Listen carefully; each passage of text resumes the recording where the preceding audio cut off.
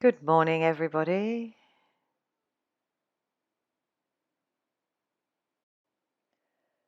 So, today I'm going to talk to you about one of my favorite resources uh, on the internet. It's called Project Gutenberg. You can get free books from all over the world on this website, Project Gutenberg. On the screen, you've got Down to the Worlds of Men by Alexei Pushin. So basically, I've never heard of this book, but I googled teenage girl fiction, and up came a list of books that feature teenage girl heroines, and this was one of them actually.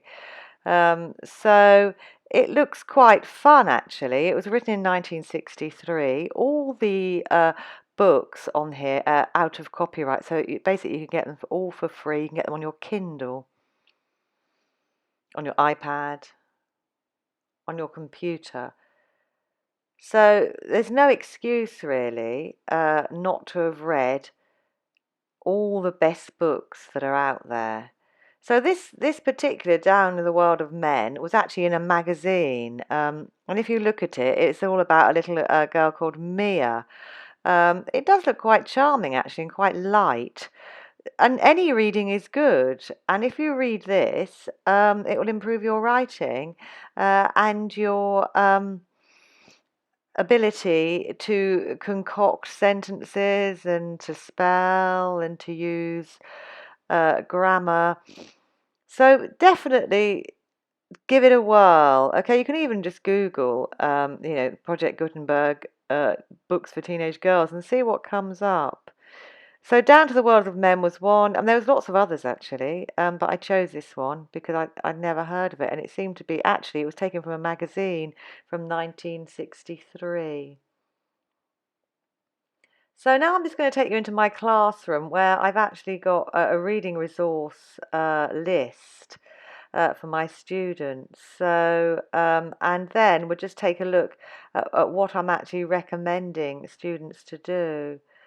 Um, so I like them to look at Project Gutenberg basically, and I like them to read a variety of texts from there.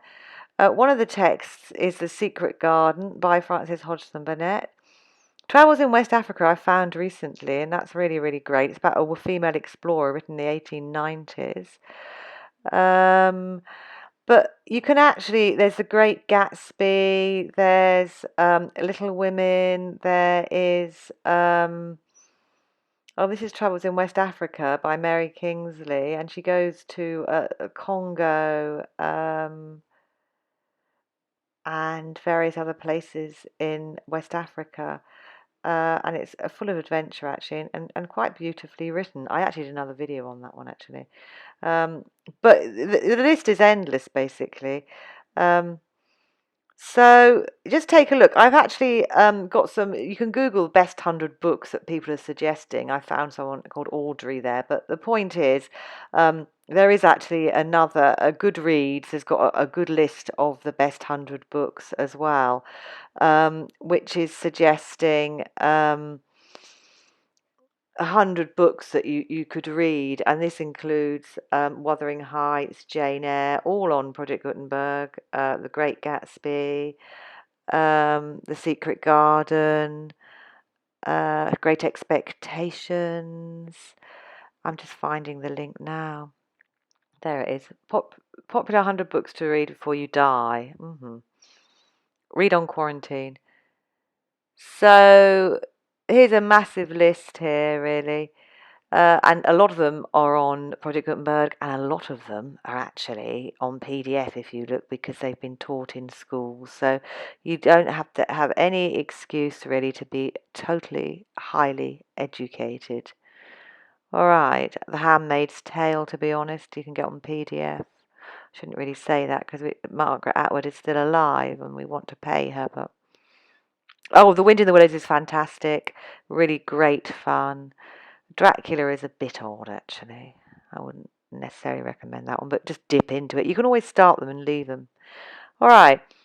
So I hope I've given you some really, really good ideas about where to find some marvelous reading that's going to make you um, totally educated and able to write creatively and persuasively in your exams, because you'd have acquired all the vocabulary by reading, and all the sentence structures and all the complex, sophisticated ways of expressing yourself by reading the great works of literature.